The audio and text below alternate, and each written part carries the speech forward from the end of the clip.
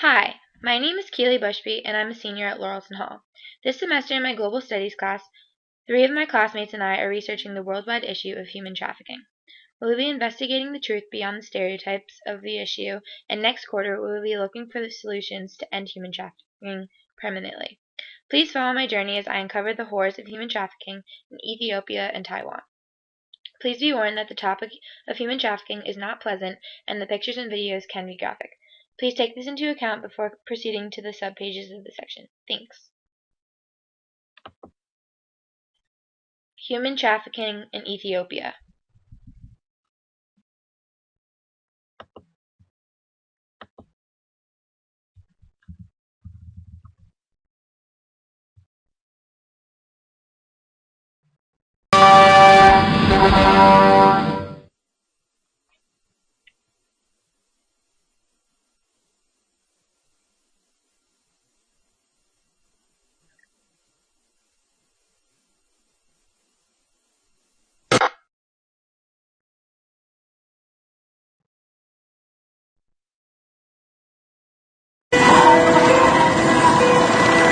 This is the untold story of people trafficking in Yemen, a story of abuse and exploitation on a massive scale.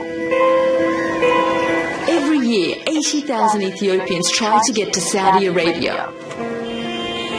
But first they must get through Yemen.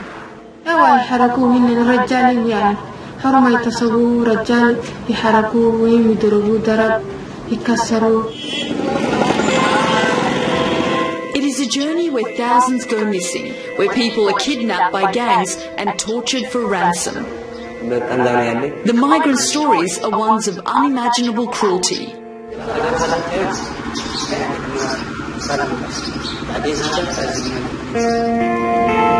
And we uncover evidence that the Yemeni military is involved in people trafficking and sexual abuse. This is one of the most dangerous journeys on earth.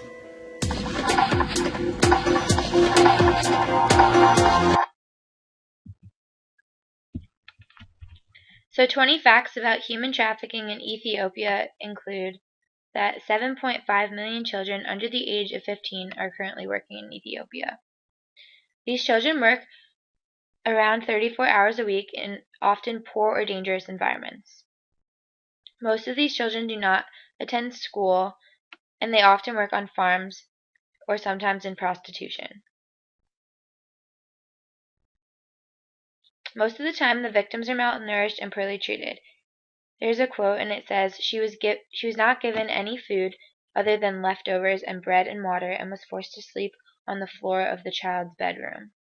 Every year, 80,000 people try to escape Ethiopia and its human trafficking, but migrating to Saudi Arabia, most migrants will not make it safely on these journeys. Even men and women are beaten or robbed, held hostage for ransom. I also have some pictures. This is a picture of a garbage truck filled with people, as you can see right here, and they are literally being transported to be sold. This is a picture of some of the conditions the people live in on the borders when they're trying to escape. Sorry about that. When they're trying to escape from Ethiopia into Saudi Arabia. This is a picture of people being held hostage. They literally have nothing. They're not treated very well. It's crowded, and they're sleeping on the floor. And this is a picture of people being transported by boat to be sold, which is very risky. And actually, the person who is trafficking them has to pay the Coast Guard and the government to not get caught, quote unquote. And this is a picture of children in Ethiopia that are being trafficked. This is not just men and women, but it's also the children.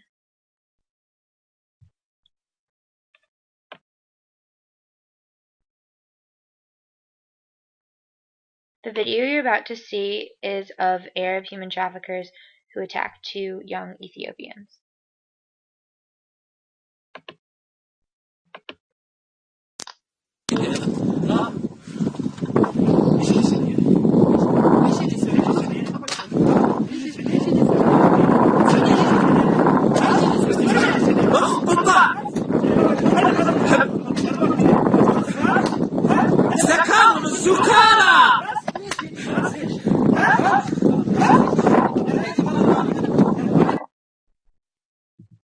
I think that's all we need to see to know that obviously the victims of human trafficking are not being treated very well at all. This video is about 11 people who were found dead in a container truck in Ethiopia as they were being transported. I'll only show a little bit as it does get graphic. በውጭው ዓለም የሚታየውን ህገወጥ ድርጊት በእኛም ሀገር ለመተግበር እንቅስቃሴው ይጧጧፋል። በዚህ ሂደት ውስጥ ነው እንግዲህ ሰሞኑን 77 ዜጎችን በኮንቴነር አጭቆ ከሀገር አሻግራለሁ በሚል በተፈጸመ ወንጀል ለ11 ዜጎች ህልፈትና ለበርካቶች የአካልና የስነ ልቦና ጉዳት መከሰት ምክንያት የሆነው።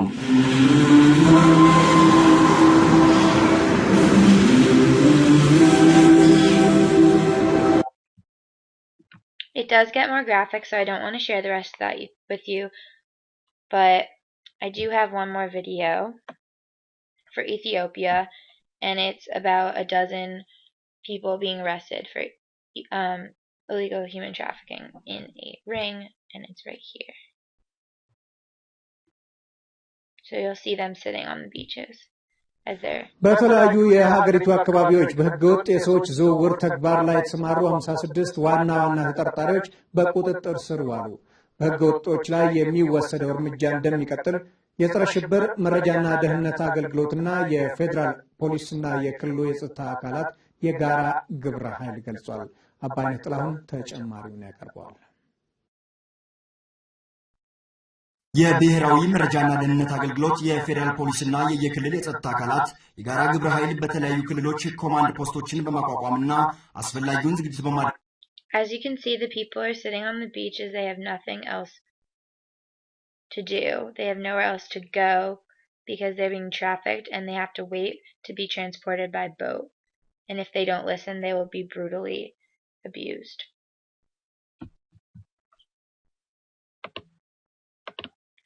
Now let's move to human trafficking in Taiwan.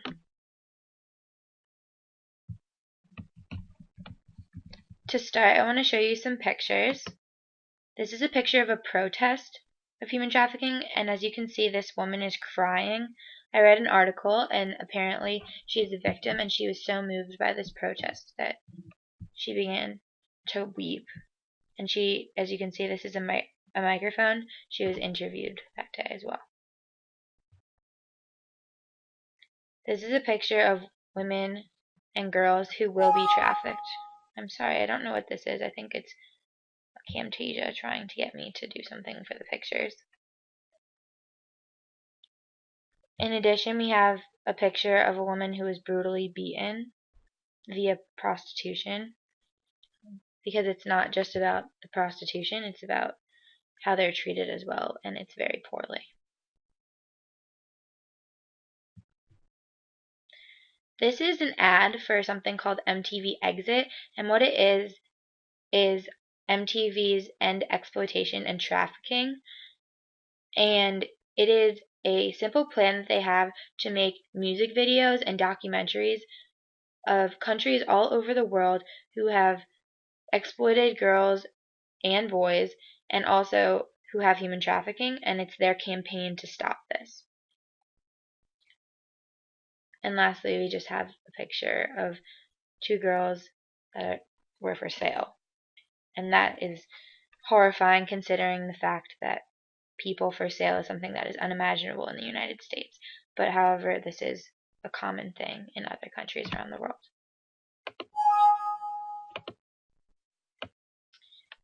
I will share with you now some of the 20 facts about human trafficking in Taiwan. I won't go through them all, but I'll share a couple. So many women from Vietnam, Thailand, and the Philippines migrate voluntarily to Taiwan to work in construction, fishing, and manufacturing industries, or as domestic servants. But what most of these women don't realize is that they will be coerced into involuntary servitude and debt bondage. Taiwanese women are trafficked for sexual exploitation in Canada, Japan, the United Kingdom, and the United States. Migrant workers are reportedly charged up to the equivalent of approximately $7,700 in recruitment fees, typically in their home countries, resulting in substantial debts that may be used by brokers or employers in Taiwan as tools of coercion to obtain or retain a migrant's labor. Migrant workers are reportedly charged up. I just did that one, I'm sorry. Some women and girls from mainland China and Southeast Asian countries are lured to Taiwan through fraudulent marriages and deceptive employment offers for purposes of sex trafficking and forced labor. Women from Taiwan are recruited through classified ads for employment in Japan, Australia, the United Kingdom, and the United States. After their arrival in these countries, some are forced into prostitution. Authorities maintain 21 shelters in Taiwan under the administration of 2 government agencies. 3 run by the National Immigration Agency, the NIA, are dedicated solely to victims of trafficking, while the other 18 are run by the Council of Labor Affairs, the CLA, and are made available to victims of trafficking. All 21 shelters are administered by NGO partners with government funding and subject to government regulation.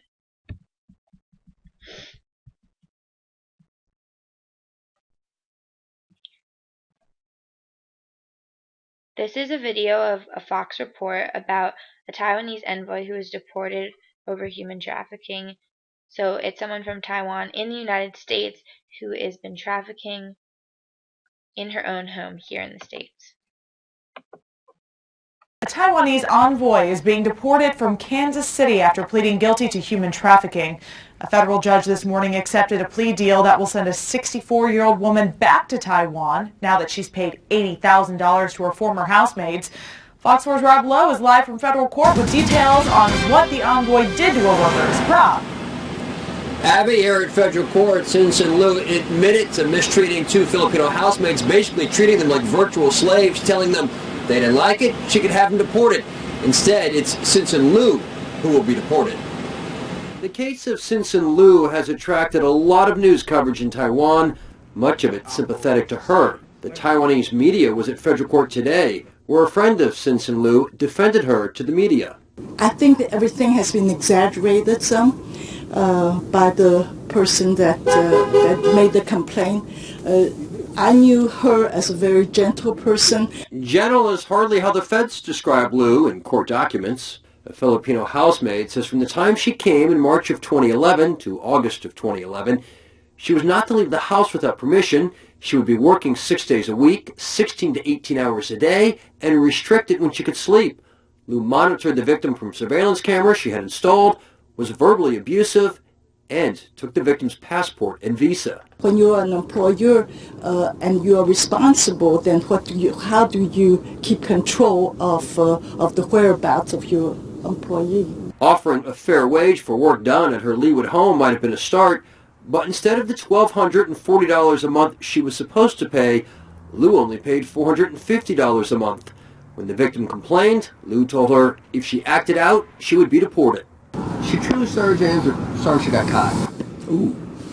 Yeah, I think she's truly sorry. Liu's defense attorney, James Workin, points out that the now former Director General of the Taipei Economic and Cultural Office in Kansas City has paid $80,000 in back pay to her 2 former housemaids. Plus, she will have to pay for her 78 days of federal incarceration and immediate deportation. This is the quickest they've ever seen a case like this go through in their whole career. So yes, I would say it's very fast. Doesn't that suggest preferential treatment for her? Absolutely not. I suggest that what it says is that her lawyer knew what he was doing and worked with the government, and we got her a great result in a very short period of time. Short period of time indeed. Now, that Filipino victim found her freedom when she met a fellow Filipino-American at a grocery store, told him how she was being mistreated. That led investigators to a previous housemaid also from the Philippines who confirmed that she too had been mistreated. She has since moved back to the Philippines, but that second victim remains here in Kansas City. Rob Lowe, Fox 4 News, working for you live from the federal courthouse downtown.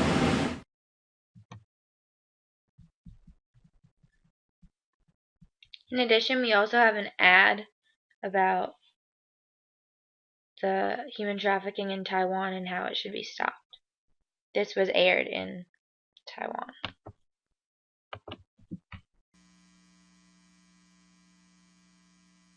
should pay attention to every corner of the society we live in. Đã cố gắng kiếm thật là nhiều tiền nhưng mà vẫn không trả hết nợ. Pada mengaku tidak ada padaku. Aku tidak tahu harus bagaimana. Kemanapun saya pergi, seseorang selalu memperhatikan saya. Saya kerja sudah lama, tapi nggak ada hasil. If you meet someone you suspect a victim of human trafficking, pick up the phone. Together, we can defeat this crime. Call 02-2388-3095.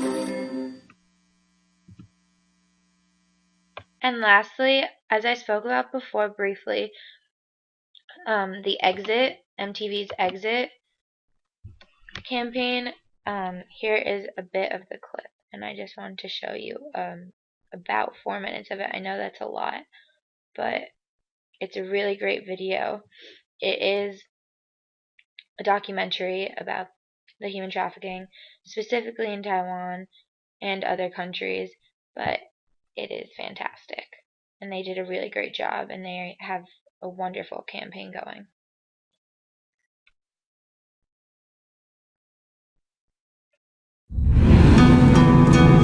In the world today, millions of people are living as modern-day slaves. They are victims of human trafficking, forced or tricked into exploitative situations. They labor in fields and factories under the threat of constant violence. They work for family homes where they are imprisoned. They are forced to have sex against their will. These human rights violations are driven by us, our demand for cheap labor, our demand for cheap products, our demand for paid sex. Through this demand, millions of people are enslaved.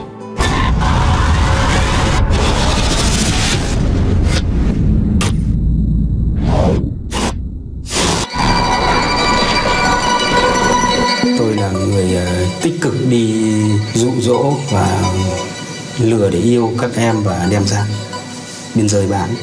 Theo tôi là cái việc buôn bán phụ nữ này nó đem lại cho tôi lợi nhuận rất cao.